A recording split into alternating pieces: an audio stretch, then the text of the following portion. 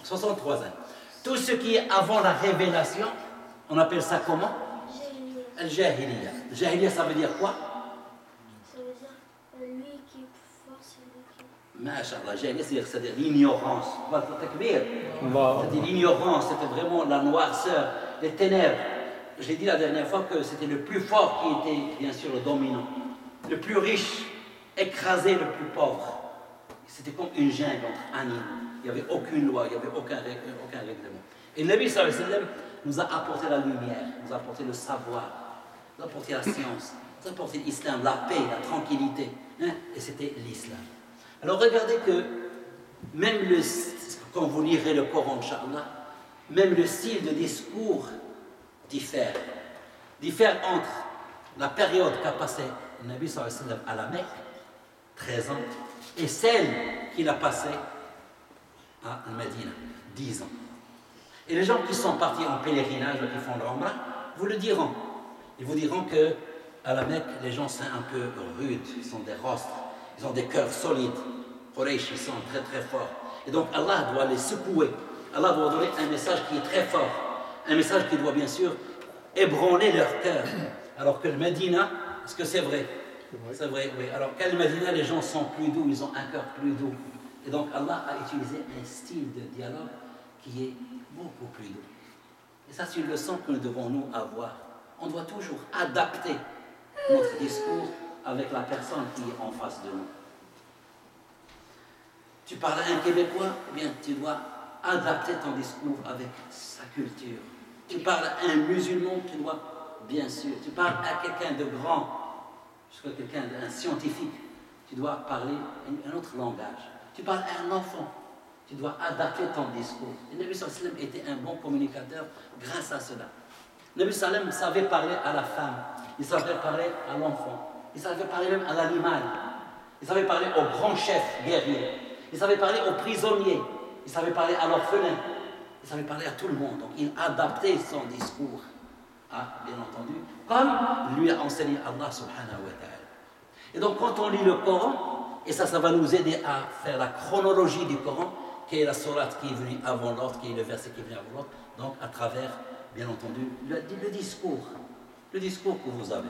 Alors, 55% du Coran était révélé durant les 13 années donc, de la vie du prophète à la Mecque, et là, bien entendu, c'était les premières sourates révélées, elles étaient plus courtes, hein, et en général à la fin du Coran. Qul a'udhu bi rabbil falaq, c'est pendant à la Mecque, c'est pendant le début de l'islam. Qul a'udhu bi rabbin nas, la même chose. Sabbih isma rabbika al-a'la, la même chose. D'accord? Et là, bien entendu, qu'est-ce qu'on retrouve dans la vie au niveau de la Mecque? Le Nabi sallallahu alayhi wa sallam, qui est un bon communicateur, n'a pas commencé par leur dire vous allez faire la prière du jour au lendemain, vous allez faire Ramadan, vous allez partir à Al-Hajj. Non, chaque chose a son temps. Qu'est-ce qu'il a fait pendant la période de la Mecque? Il a construit, il a bâti des gens avec un cœur musulman, avec un cœur croyant. Donc il parlait de spiritualité, il parlait qu'Allah est unique. Unique, c'est-à-dire seul. Allah ne ressemble à rien. Il a formé les gens à ça. Il a parlé de jour de jugement dernier. Qu'Allah ne nous a pas créés pour s'amuser. Nous allons rendre compte de nos actes. Si toi tu m'as fait du mal, tu ne vas pas passer comme ça. Allah va te juger un jour. Et c'est pour ça que nous devons bien sûr retenir la leçon. Nous devons obéir aux préceptes d'Allah subhanahu wa ta'ala. Il nous parle des 5 piliers de l'islam, 5 piliers de l'iman. D'accord? Alors comment reconnaître les sourates mécoises? Très facile. Elles sont courtes. C'est un style qui est dur, un style d'arabe qui est dur, qui est choquant. Hein, c'est des électrochocs. Qui commence par ô homme, ya ayyuhan nas. Qui commence par ya bani Adam, ô fils d'Adam. Qui parle des peuples anciens. Nuh, Hud, Yunus, donc toutes les histoires d'avant, ce sont des mécoises. Ils prêchent l'unicité d'Allah et la foi. Ils informent sur le paradis, sur l'enfer, le jugement dernier, la récompense, le châtiment, les signes de la fin de la vie, etc. Il y a le terme Kalla. Kalla bal tukaddibouna bid-din, ça c'est une mécoise, c'est sûr. Kalla la wazar, c'est mécoise. D'accord? Et bien entendu, toutes les lettres qui sont introduites par des lettres, qui sont des lettres espacées. Bon, il y a des gens maintenant qui s'intéressent à ça, puis qui essaient de voir dans la langue hébreu, dans les langues qui étaient venues avant l'arabe, de trouver la signification. Sauf Al-Baqarah Al-Imran. Et puis chaque fois qu'il y a un verset avec une prosternation. Ça, on l'a vu la dernière fois, je le répète pour que ce soit ancré. Ensuite, il y a la sourate médinoise, 45% bien sûr de paroles, pendant 10 ans. Et là, c'est tout à fait l'inverse. Là, on parle d'injonction, halal, haram.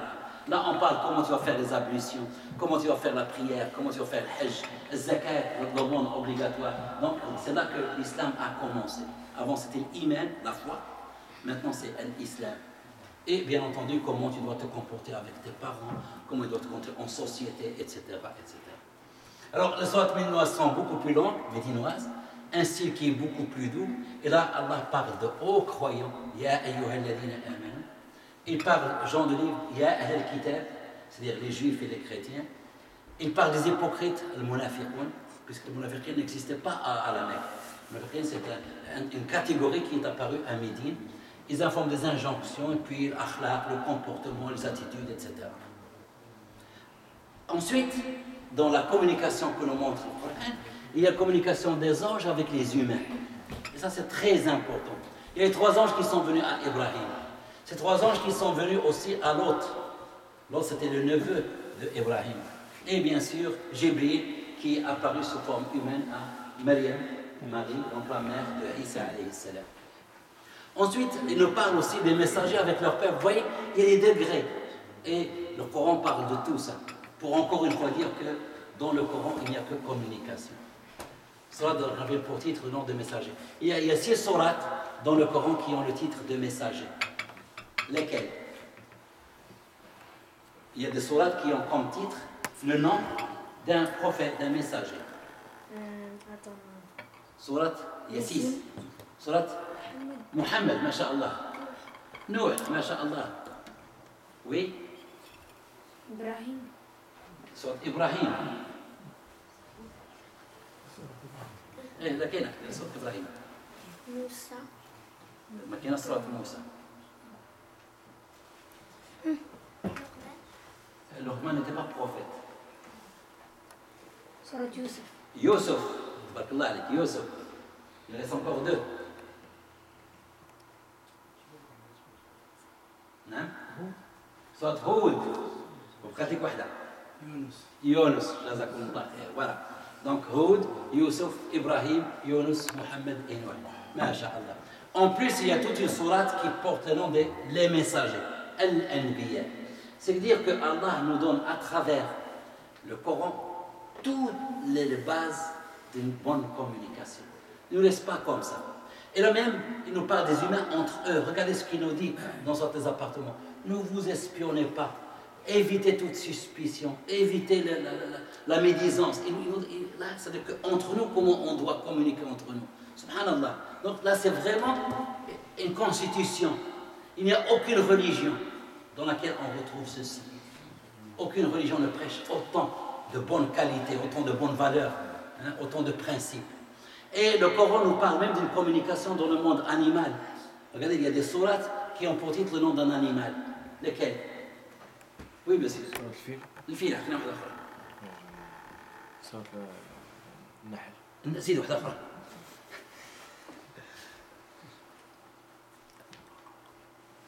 فعل النحل. العنكبوت ما شاء الله. زيد واحدة أخرى. 4.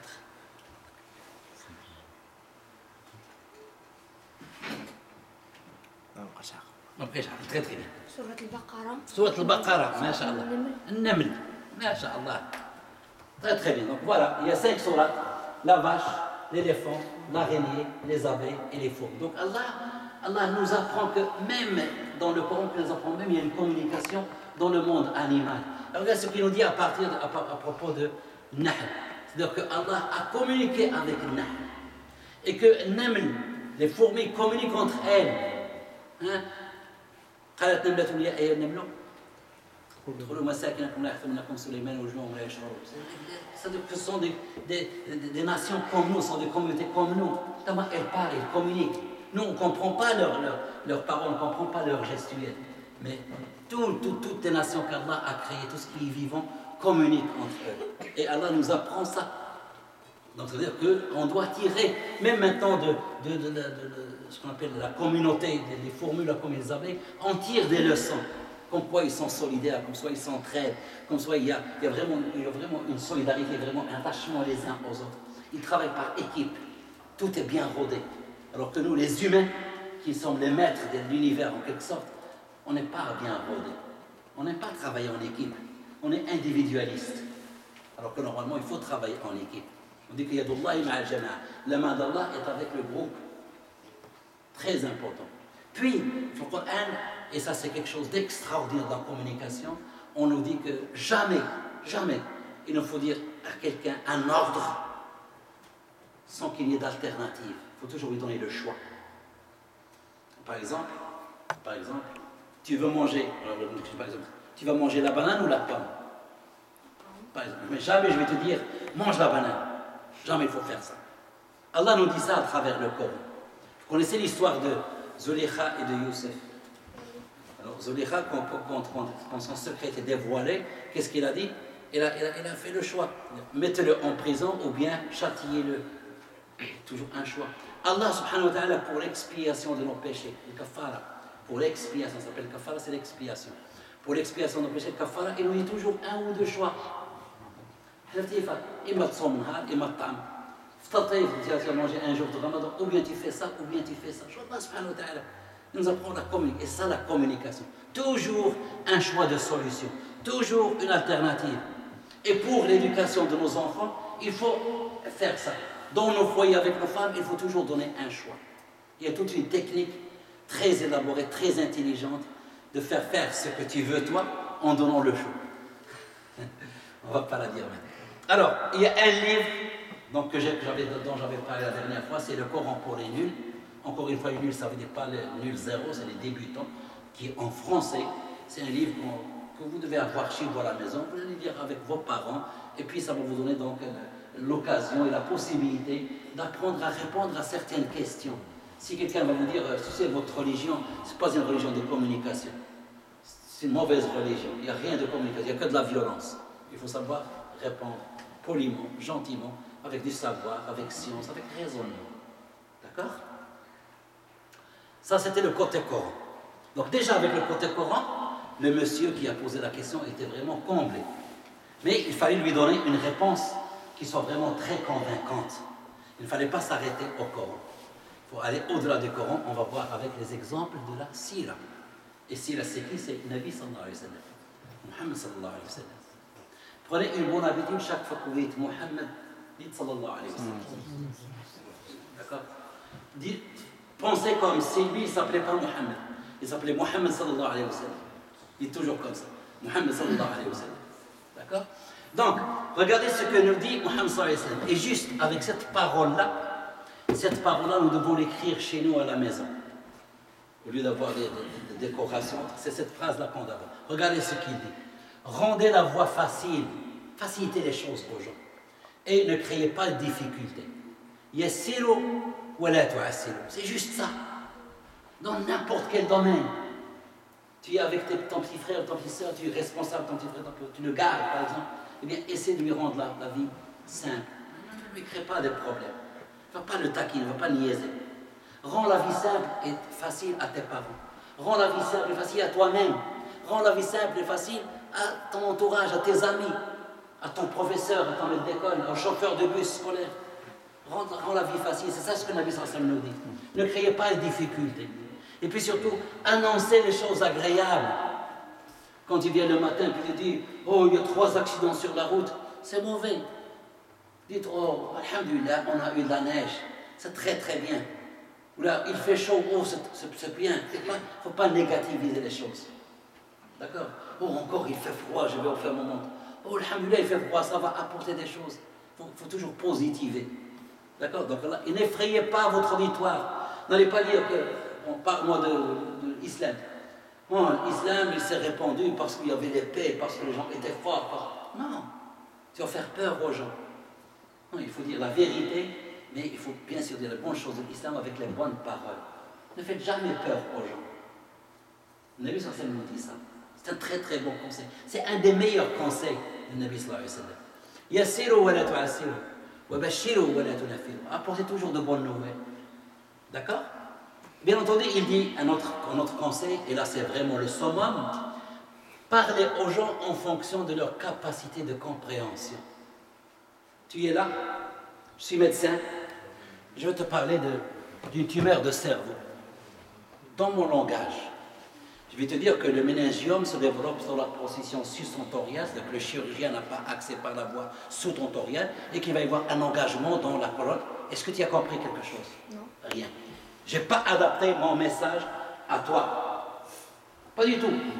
Par contre, si je te dis, dans le cerveau, parfois il y a une maladie qu'on appelle le cancer. C'est une tumeur qui va se développer, puis qui va déranger, qui va comprimer le cerveau, ça va donner mal, etc. Est-ce que tu as compris? Oui. Excellent. C'est ce que faisait Mohammed sallallahu alayhi wa sallam. Et ce que nous devons faire. Quand je te parle selon ton savoir. Quand j'ai fait cette conférence, je l'ai fait pour les adultes. Là, il y a beaucoup de gens qui ne sont pas encore adultes. Mais j'essaie d'aller au niveau que vous comprenez. Est-ce que vous comprenez maintenant? Oui, pourquoi? Parce que j'ai adapté mon message à vous, à votre cerveau, à votre niveau de connaissance. Parce que, Inch'Allah, dans 5-6 ans, vous serez plus grand, on va se retrouver, mais on va parler sur un autre niveau. Ça, vous serez en 5e secondaire, là, au cégep, là.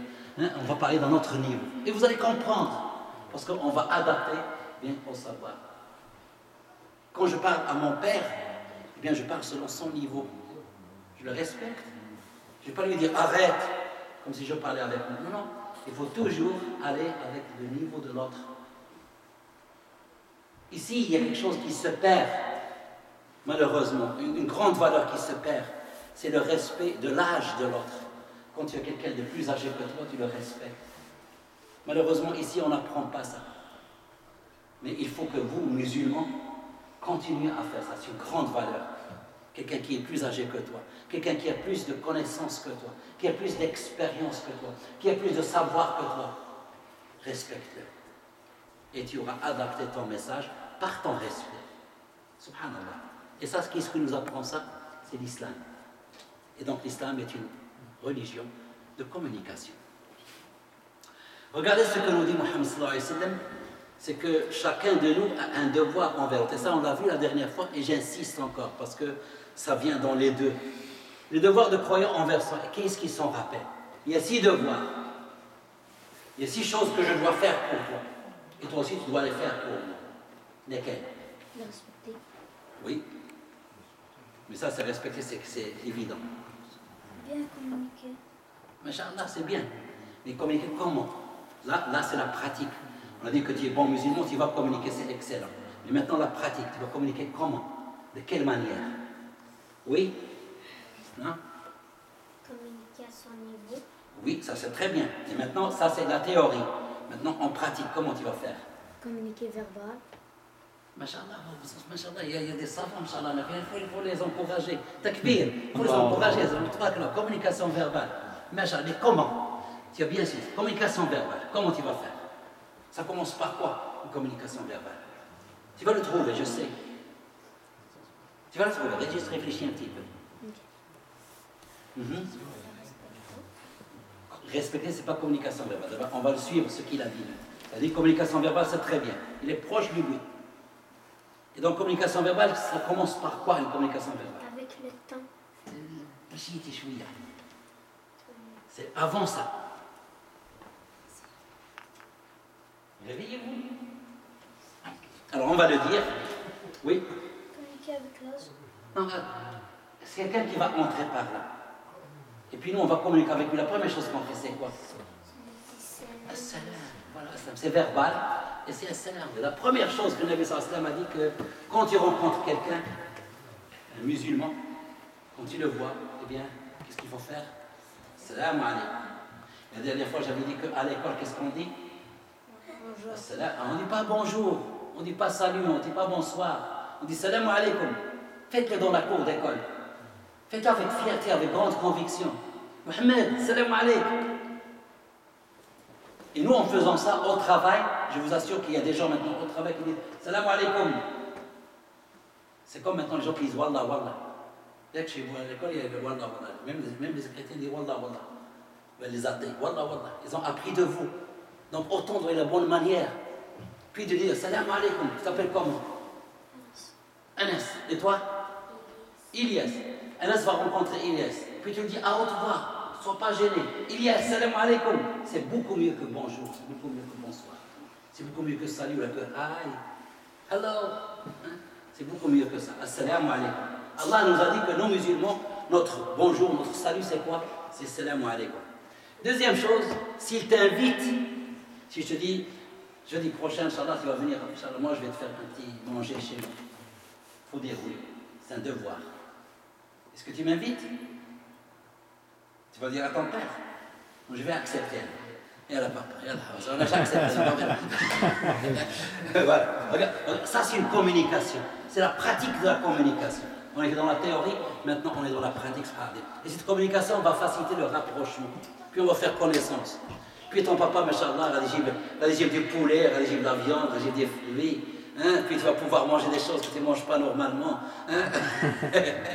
Et puis s'il cherche un conseil, s'il y a un musulman, une musulmane qui veut être conseillé parce qu'il a un problème, conseille-le ou conseille-la selon la meilleure manière. Hein? Sans bien sûr la rabaisser, sans lui montrer que tu es savant, avec politesse, avec dignité. S'il éternue, tout à l'heure la jeune fille a éternué, tu as dit Alhamdulillah. Donc nous on a dit la petite formule de Yarhamukallah. Si quelqu'un éternue qui dit Alhamdulillah, il faut dire Yarhamukallah. Masha'Allah. Regardez ça, c'est la politesse. Ensuite, s'il tombe malade, bien sûr, la moindre des choses, c'est quoi faire? Lui rendre visite, aller lui parler gentiment. Ne pas rester chez lui 2h30 ou 3h.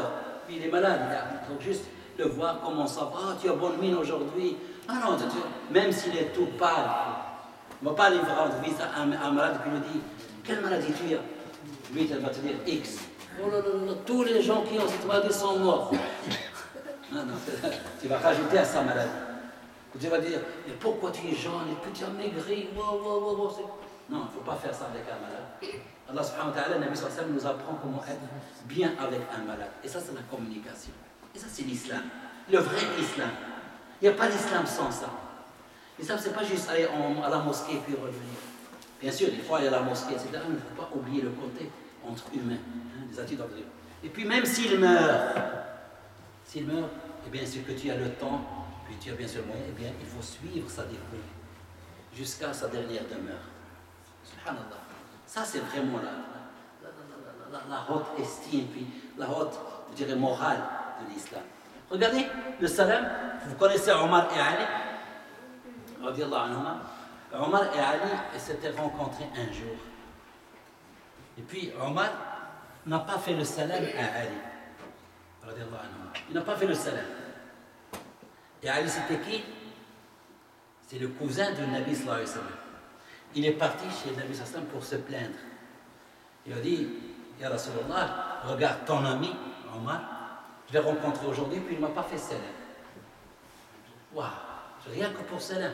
Non, on dit bonjour, on oublie, même le salam, on l'a oublié. Alors que eux, ils étaient chiffonnés parce que Omar, qui est plus grand que lui, ne lui a pas donné le salam. Je vous subhanallah, les compagnons, comment ils étaient bien.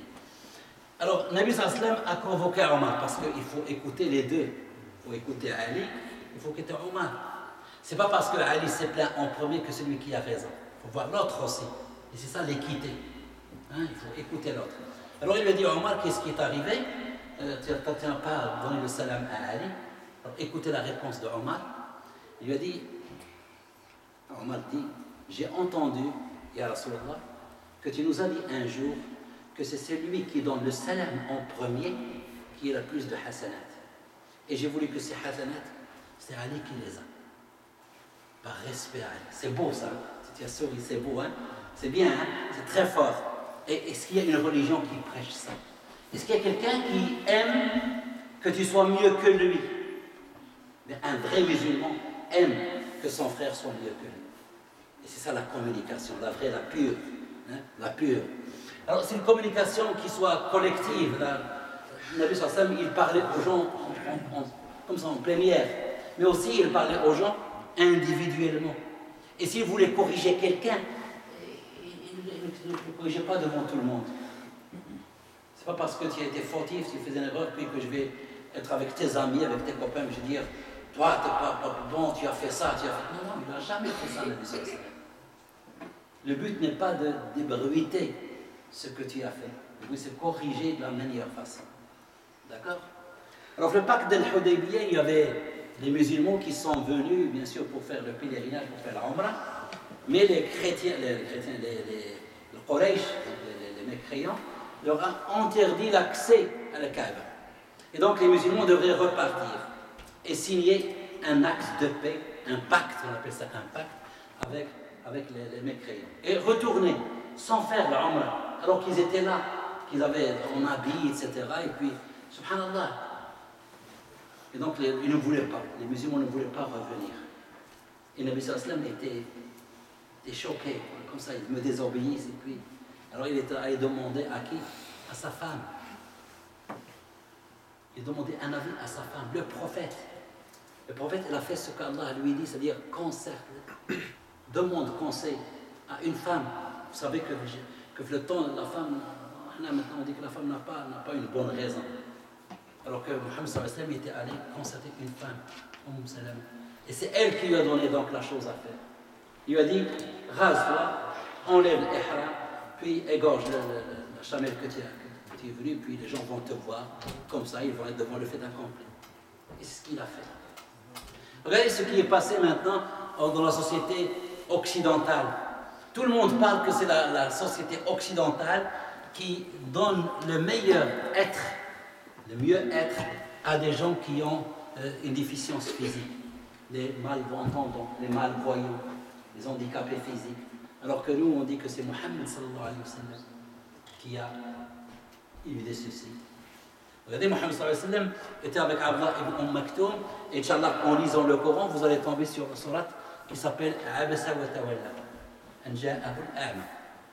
C'est le malvoyant.